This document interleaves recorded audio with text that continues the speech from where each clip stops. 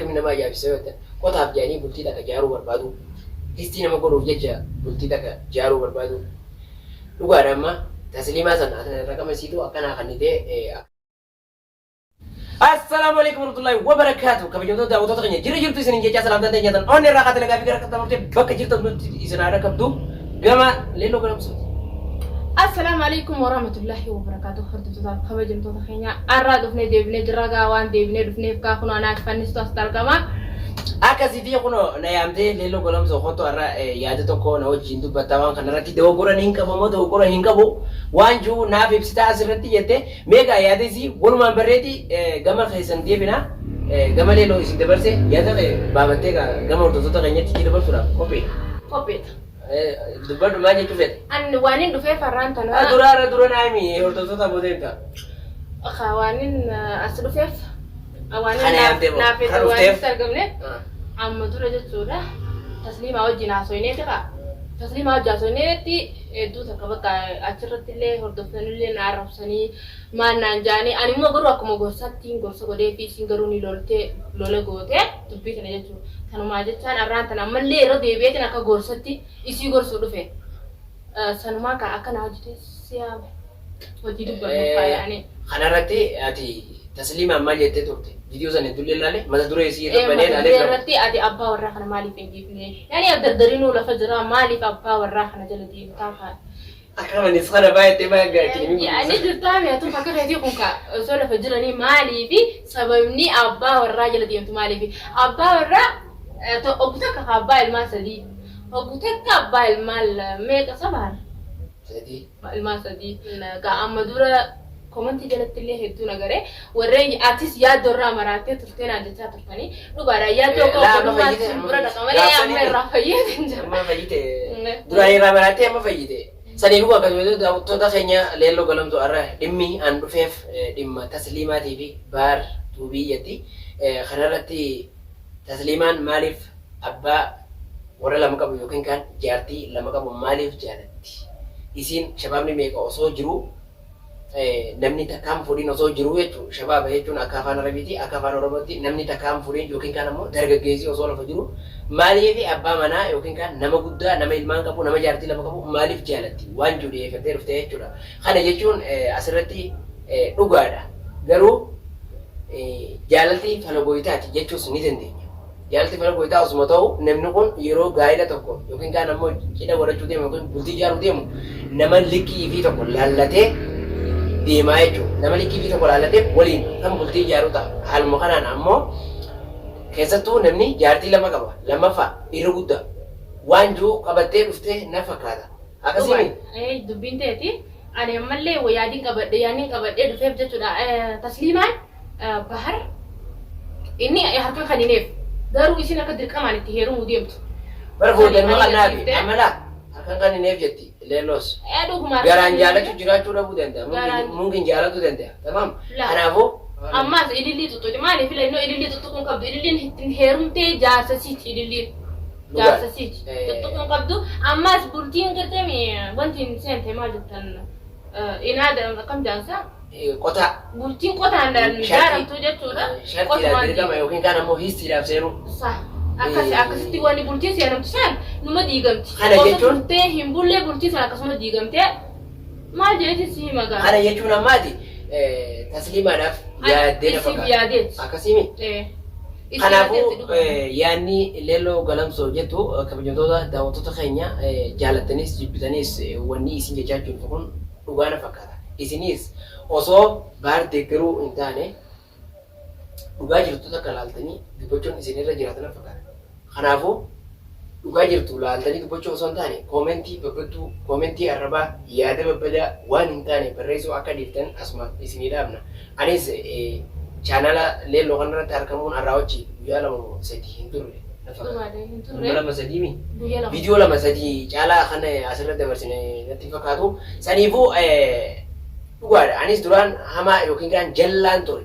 Akka yaada badaan barreessine amma immoo qajeelaa ta'eetiin jira. Isin hordoftoota biyya kana kabajuudhaaf jecha diriiree waan jiru. Ammoo dhimmi har'aa qabannee dhufne kun waan dhugaati. Isiin tun shabaaba ijoolleedha nama gana bultii ijaaru tokko jechuudha. Laallattee nama isirraa deemu nama isirraa fakkaatu tokko heerumuudha qabdii waan jiruun dhufte dhugaadha yaada kanaanis ni deeggara. Isiin jette jee akkana jette jee himuu qofa osoo hin taane anis kan deeggaru ta'a.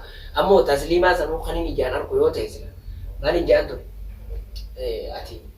Abbaa warraa nama jaartii lama qabu nama ilmaan qabu keessattuu nama guddaa nama hiriyaa abbaa keetii hin jaallatin waan jiru osoo hin arge amma osoo viidiyoo kana kan daawwattu ta'e viidiyoo tanaa ulaaltee kan irraa ibsu godheef yookiin kaan ammoo jaalala isaaf qabdu san dhiiftu yookaan ammoo qotaa deemtu sanis akka dhiiftu viidiyoo tanarraa waan hibatti jeetii yaada. Bakka dubbiin ta'eeti garuu ammallee hoggunii fi karaa tasliima gochi deebinu dhugaa isin oltee bultu walumaanuu agaruu teenya hordoftaa daawwattota keenya.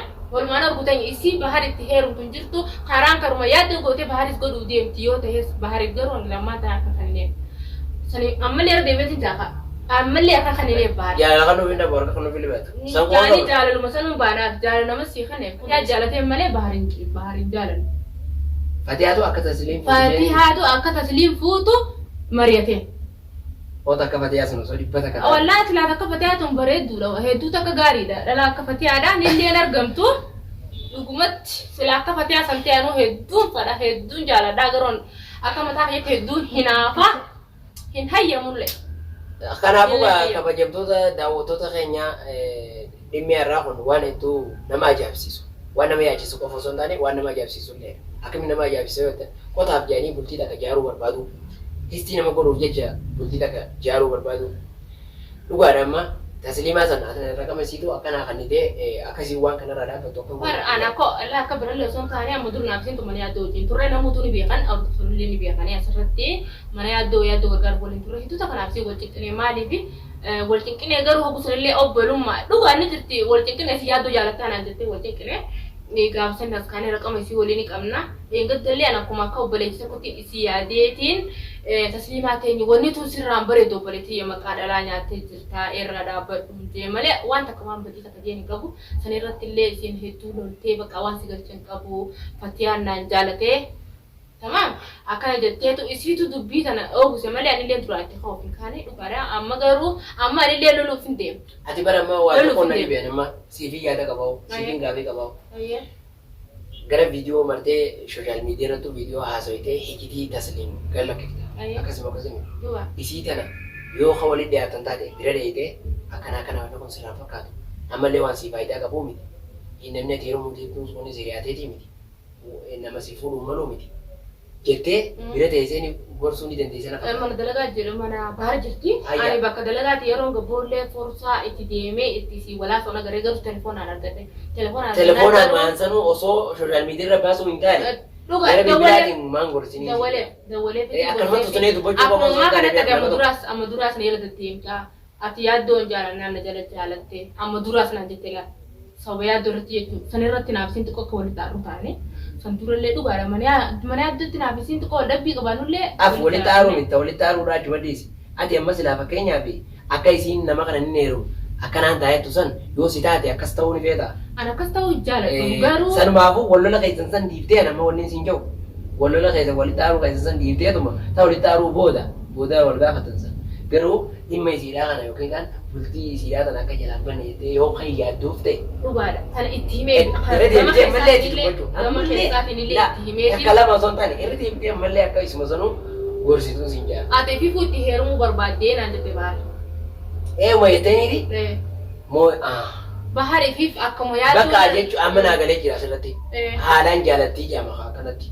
Ati baharu ifi fitti heerumuu deemta akkuma yaaddoo jaalatte sanitti bakkuma nan seenu malee hin seentu ati maaf na yadda deemtaa anuma jala rabbii si kaayee naan jettee hedduu takka bakka gaamaal jeesii maramni heerra guddaan kalaaleetti waan isin jettu laalanii anuma garuu anuma hammaatee an garuu akka obboleettitti hin gorsaa fi qabadhee dhufee malee akka hamtuu isitti yaadu osoo hin taane jechuudha. Akkasii jechuudha. Amma waniin jiru asumarratti osoo tasliim gorsaa jirtu deebitee ammoo bakka sana akka ati hin buune dhaamsiin siiraa tokko kana. An shamarran biraati dhaamsaa dhaama. Yoo ni firaa shakkitee jirtimi? Dhuguma bahari xaatu itti heerumuu feetaan an jirti. Ammoo akka bakkuma sanuu atuu deemtee seenne guyyaan achi si argama amma tasliimiin bakka sana irraa dhaabbannu jennee tarii tasliim dhaabbachuu dandeessi ta'a. Ati immoo deemtee bakka sana yoo jiraatte dhaabbadhu siin hin jiru alummaan si. Laala anitti seenu hangama kiyyaan yaaddo illee kasi yaaddo jaalatti naan jettu sanaan kaa akkuma boleetu akka bolummaa takkatti mana yaaddoo kanallee kaa ni beekti naamsin addan baane ni beekti addan baane jaalalaa fi miti ana akkoo bolummaatti hin gargaarsumaa dhaqee malee waa jaalalaatiif mana sallee hin deeyne ni beekti walumaan teenye koo jaalalaa fi miti akkas hordota daawwattoota keenya dubbiin tasliimaa gaa hedduu takka oowwituudha gaa maal jeetisni himare oowwituudha bishaan itti neena bishaan Surabbi isillee abbaa warraa kanatti haa ajeessu rabbi dardaratti haa urgeessu inshallah taala du'aa'uma itti goona tasliimaadha waan akkasitti sinin jaagaa kun dardarri gaanuma jira gaa fannisfaanu lafuma jiranii taniifuu gaa kabajamtoota daawwattoota keenya dhimmi irraaf qabannee isiniif dhiyaanne dhimmi kanuma hamma gama kiyyaan hamma viidiyoo biraatiin walitti deebinutti assalaamu alaikum warahmatullahi wabarakaatuh isinin jaa gama leellootis dabarse nagaattiin jaa gama kiyyaan akkasi gaa daawwattoota hordoftoota keenyaan akki wanni itti qabannee dhufnee kunoo oduu tasliimaati asirra hawwatee jira gaa hanga viidiyoo biraatiin walitti deebinutti assalaamu alaikum warahmatullahi wabarakaatuh isinin jecha